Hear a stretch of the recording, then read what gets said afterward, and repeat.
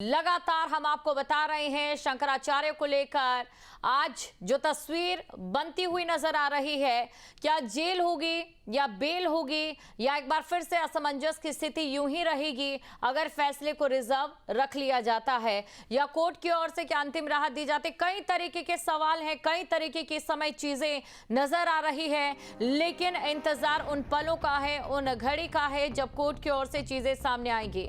बड़ी खबर इलाहाबाद हाईकोर्ट से इस वक्त की शंकराचार्य की जमानत याचिका पर सुनवाई जारी। यूपी सरकार की तरफ से कोर्ट में दलील पेश।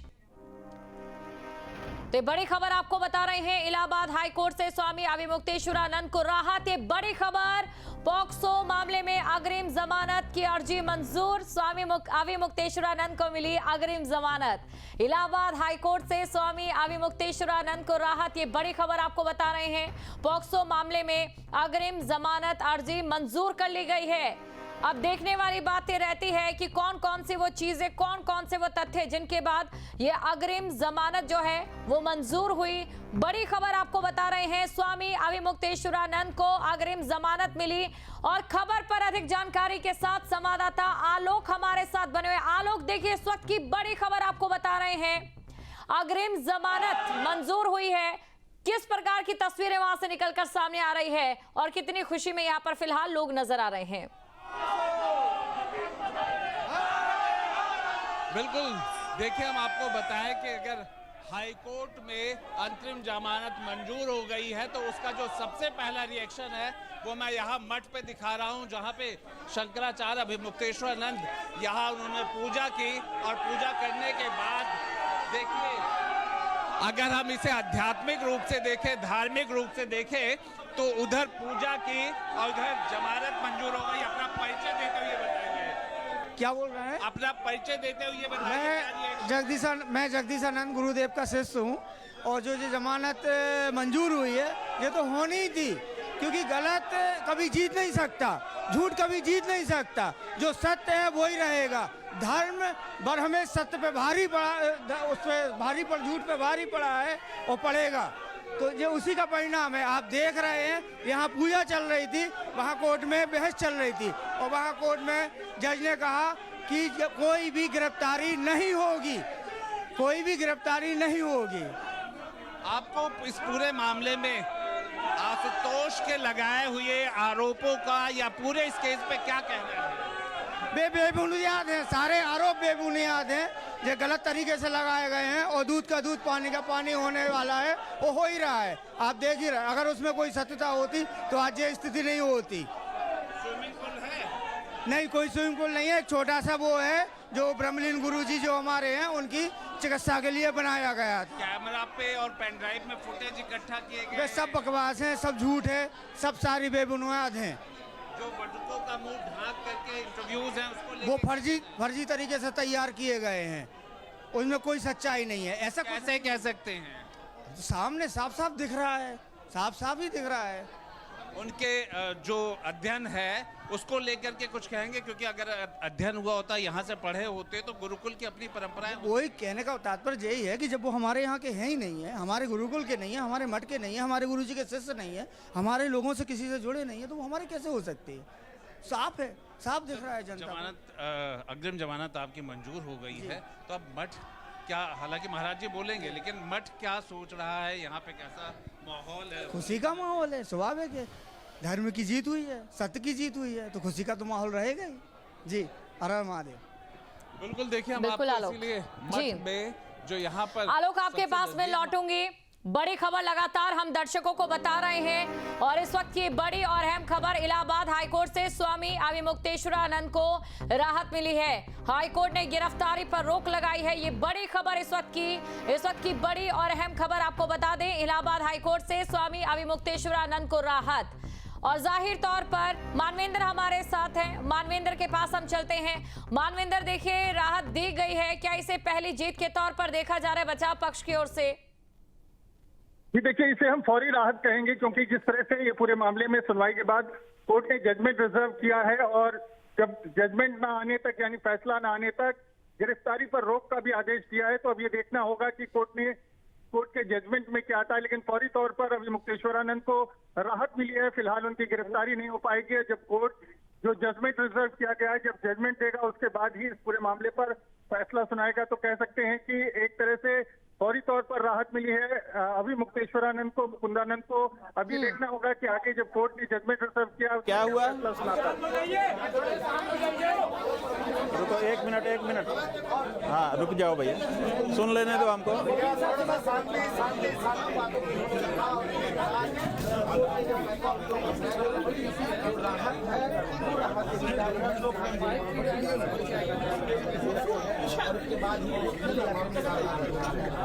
अच्छा, अभी एप्लीकेशन पर चर्चा बाकी है।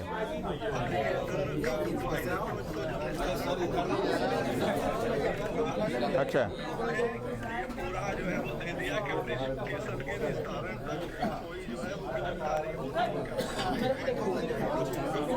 जी ठीक है। तो अच्छा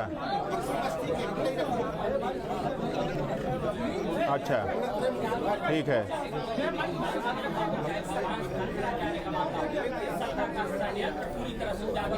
अच्छा मतलब इसका क्या हुआ?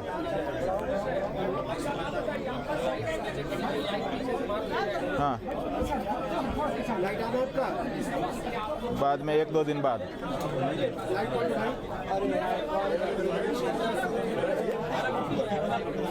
हाँ ठीक है। हाँ ठीक है। नारायण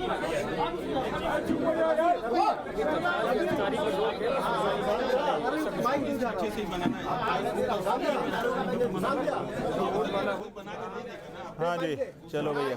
क्या रहा कोर्ट में आज? अभी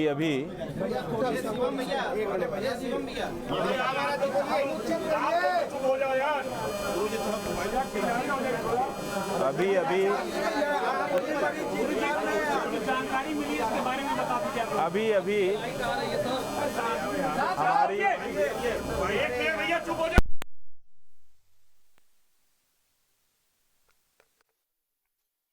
हमारे साथ बने हुए मानवेंद्र के पास हम चलेंगे। मानवेंद्र, देखिए, सबसे पहले जमानत को लेकर ये जो खबर है, इस पर हम तमाम उन बिंदुओं को समझना चाहेंगे। क्या जो अग्रिम जमानत दी गई है वो सशर्त है? मंडल के साथ न्यायालय में आपका पक्ष हम लोगों ने रखा, जिसका नेतृत्व गुप्ता जी ने किया, और विस्तार से न्यायालय में चर्चा हुई। दोनों पक्षों ने अपनी अपनी दलील रखी और न्यायालय ने ये कहा कि हम फैसला रिजर्व कर रहे हैं और सेल नॉट बी अरेस्टेड।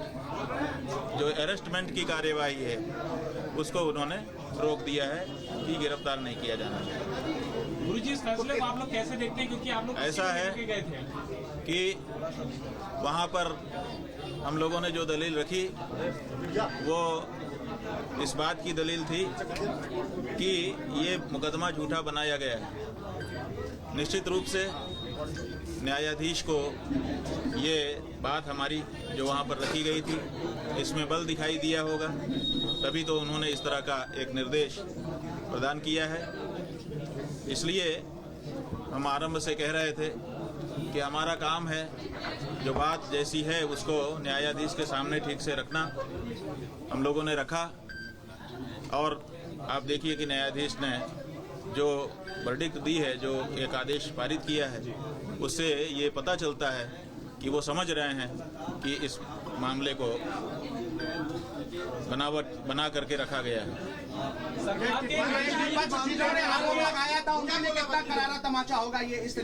देखिए, तमाचा वमाचा की बात हम नहीं करेंगे।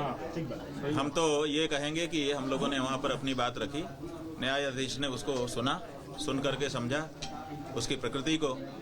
अब वो जो उनका विस्तृत निर्णय आएगा उसमें वो अपना दोनों पक्षों की बात और अपनी बात कहेंगे उसमें हम लोग फिर विश्लेषण करेंगे। गुरुजी, एक बड़ी बात ये कही गई है, एक बड़ी बात ये कही गई है, सरकार की जो एएजी होते हैं, एडिशनल एडवोकेट जनरल, उन्होंने कहा अपनी बात में अपनी तरफ से ये पक्ष रखा कि वो दोनों बटुक कभी भी इस आश्रम में नहीं रहे हैं। ये स्टेटमेंट कितना बड़ा मानता है? उन्होंने खुद माना इस बात को। अच्छा, उन्होंने इस बात को माना? बात को नहीं रहे।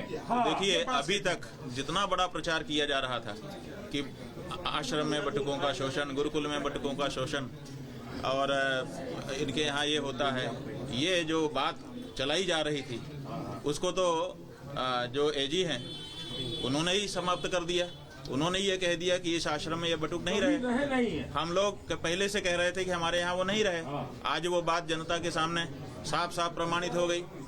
तो ऐसी परिस्थिति में जो कहानी बनाई गई थी वो तो पूरी तरह से ध्वस्त हो गई। गुरुजी, ये भी कहा गया वो तो बच्चे वो हरदोई में संस्थागत छात्र रहे हैं और परीक्षा दे रहे हैं अभी। गुरुजी, कोर्ट ने ये भी कहा जुबिनल में क्यों नहीं है वो जो आरोपी है, कस्टडी में है, ये भी पूछा गया सवाल। हाईकोर्ट ने ये कहा है कि जो उनके अंडर में है ब्रह्मचारी के, वहाँ से जुवेनाइल कोर्ट जो है बच्चों को उनके कस्टडी में दिया जाए। ये देखिए, ये आज जो हाईकोर्ट ने कहा है, यही कार्यवाही पहले दिन से थाने में जब वो गए थे सूचना लेके वहाँ होनी चाहिए थी।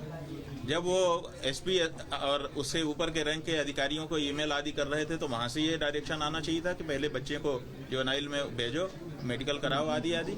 और उसके बाद जब वो कोर्ट में गए थे तो कोर्ट को भी ये कहना चाहिए था कि बच्चों की कस्टडी उचित संस्था को प्रदान की जाए ताकि उनका संरक्षण हो और उनका दुरुपयोग न किया जा सके। लेकिन हाई कोर्ट तक जाते जाते ये नहीं हुआ।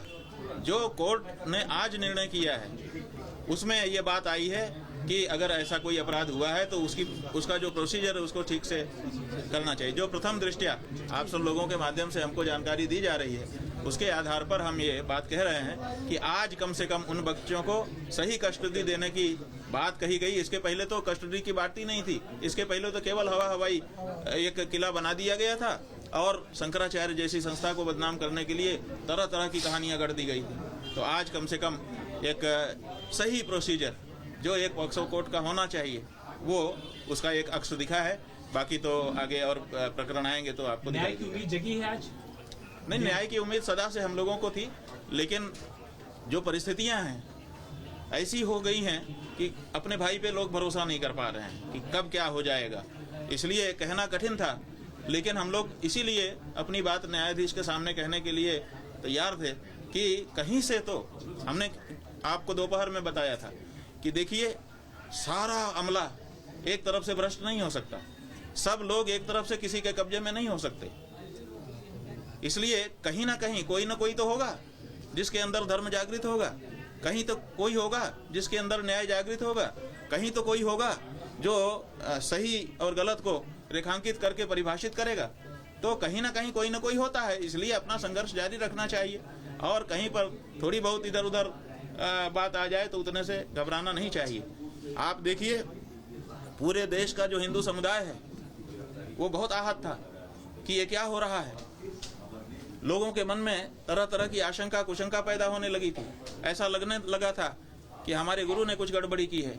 आज कम से कम प्राइमा फेसी ही सही, प्रथम दृष्टया ही सही, कम से कम ये बात न्यायालय के माध्यम से देश की जनता को, हिंदुओं को और जो भी सच्चे न्याय के पक्षधर लोग हैं, चाहे वो दूसरे भी धर्मों में क्यों ना हो, कम से कम उनको पता तो चला है कि नहीं, कहीं ना कहीं सुनवाई होती है और कहीं ना कहीं न्याय होता है। गुरुजी, मानी जाएगी कि पहली ये जीत जो है आप जो करते आ रहे हैं, जो चीज आपने कही थी, पहली बात तो आपने ये कहा था कि जुबिनल ले जाने चाहिए बच्चों का, दूसरी आपने कहा था कि कभी भी बटुक यहाँ पर आए नहीं। उन दोनों बातों पर आज मोहर लगी। आज जो है बिल्कुल सही है आपका कहना। हमने आरंभ से दो बातें कही थी कि देखिए जो कुछ हुआ है, क्या हुआ है कौन जानता है, कहाँ क्या हो रहा है, हम सब चीज का तो जानकारी लेके बैठे नहीं है। किसके साथ किसने क्या कब क्यों किया ये सब अलग बात है। हमारे साथ उन बच्चों का क्या कनेक्शन है वो बताइए। तो आज न्यायालय में जो सरकारी वकील हैं उन्होंने ही खड़े होकर के कह दिया कि नहीं, ये बच्चे वहाँ पढ़ते लिखते नहीं है, इनसे वहाँ लेना देना नहीं है। तो एक बात साफ हो गई। और दूसरी बात, हमने शुरू से कहा था कि पॉक्सो एक्ट लगाया गया है और पॉक्सो एक्ट कहता है कि तत्काल अगर किसी माइनर के साथ कोई मिसहैपनिंग हुई है तो तत्काल बच्चों को सही कस्टडी में दिया जाए। और ये हिस्ट्री सीटर की कस्टडी में कैसे बच्चे रह रहे हैं, तो आज उसका भी जवाब कम से कम मिला है। जब न्यायाधीश ने पूछा कि बच्चे कहाँ हैं, जवाब नहीं दे पाए। परीक्षा कह रहे हैं कि परीक्षा दे रहे हैं बच्चे, रेगुलर परीक्षा दे रहे रेगुलर परीक्षा दे रहे हैं। हरदोई। तो ये जो बात है, हरदोई के कोई हरदोई जिला है, उस जिले के किसी विद्यालय में संस्कृत विद्यालय संस्थागत छात्र होकर के वो परीक्षा दे रहे 2 हैं साल। और कहानी बनाई जा रही है कि हमारे आश्रम में हमारे साथ रह रहे हैं और हम उनको बात नहीं करने दे रही हैं किसी से। उस दिन 18 तारीख को मौका मिल गया तो हम भाग गए। तो ये एक ऐसी झूठी कहानी बनाई गई थी।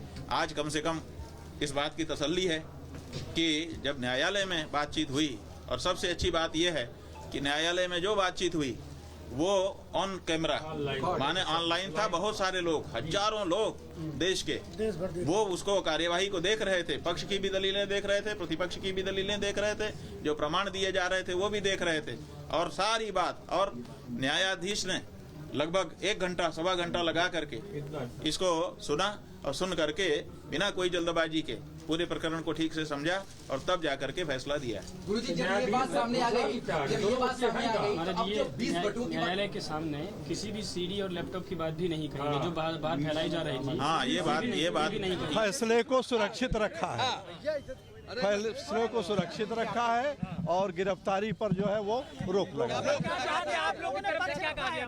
हम लोगों की तरफ से ये कहा गया कि वो न तो हमारे स्कूल में कभी पढ़ता था, वो किसी तरफ से ये कहा गया कि वो न तो हमारे स्कूल में कभी पढ़ता था, वो किसी हरदोई के स्कूल का उन्होंने सर्टिफिकेट प्रस्तुत किया है। उनका ही सर्टिफिकेट उनकी बात को झूठा साबित करता है। वो कहते हैं कि कभी निकल के बाहर जाते नहीं थे, और उनकी ही बात झूठी साबित होती है कि उन्होंने खुद ही बयान दिया है कि 14 से 17 जनवरी के बीच में हमारे पास कई बार आए, और जब वो हमारे छात्रावास में नरसिंहपुर में था तो संस्थागत छात्र के रूप में वो कैसे हरदोई में पढ़ रहे थे। ये सभी चीज़ें और बातें झूठी हैं, और जो भी आरोप लगाया गया है वो निराधार झूठा है। और उनकी जो है हिस्ट्री सीटर जो हैं आशुतोष ब्रह्मचारी जो हैं, उनके द्वारा जो है ये सब लगाया गया आरोप है।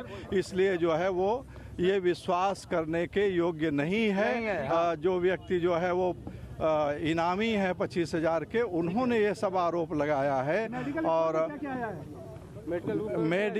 मेडिकल रिपोर्ट में कुछ नहीं आया है। मेडिकल रिपोर्ट में 1-1.25 महीने के बाद कोई मेडिकल रिपोर्ट होती है तो उसमें ऐसा कुछ नहीं आता है।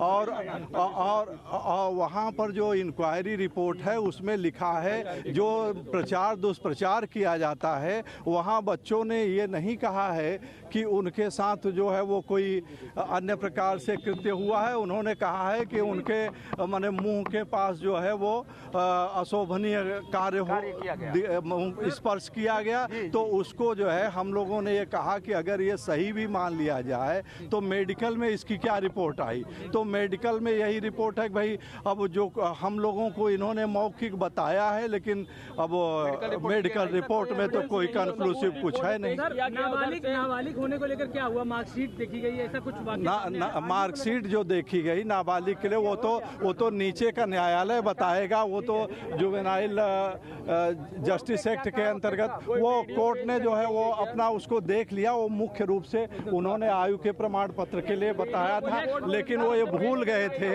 कि उसमें संस्थागत छात्र लिखा है, और वो 2025 में संस्थागत छात्र के रूप में हरदोई के विद्यालय से पास किया है 2025 में, जबकि वो कह रहा है कि हम 2024 से उनके यहाँ नज़रबंद थे उनके छात्रावास में। तो ये अविश्वसनीय घटना है, परस्पर विरोधी।